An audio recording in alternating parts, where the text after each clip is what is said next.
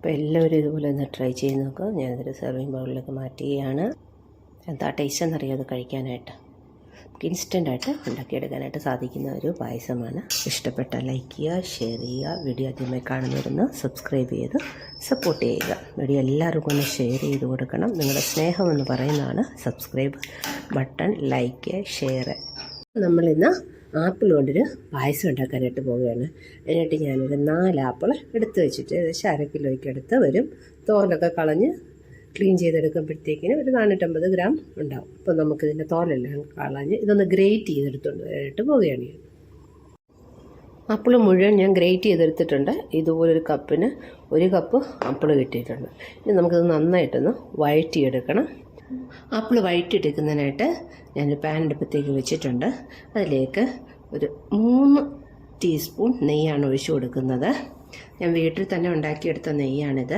പാല് വാങ്ങിച്ച് അതിൻ്റെ പാടയെടുത്ത് അങ്ങനെ വെണ്ണയാക്കി നെയ്യാക്കി എടുത്തതാണിത്. ഒറിജിനൽ നെയ്യാണിത്.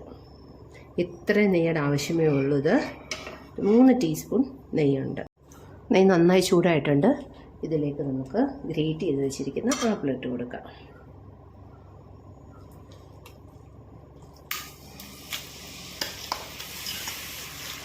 ആപ്പിൾ മുഴുവൻ ഇട്ട് കൊടുത്തു. ഇത് നന്നായിട്ട് വഴറ്റിയെടുക്കണം.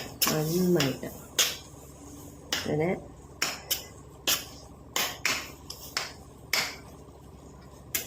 ഇതിൻ്റെ പകുതി ക്വാണ്ടിറ്റി ആയിട്ട് വരണം. അതുപോലെ ഇത് വഴറ്റിയെടുക്കണം.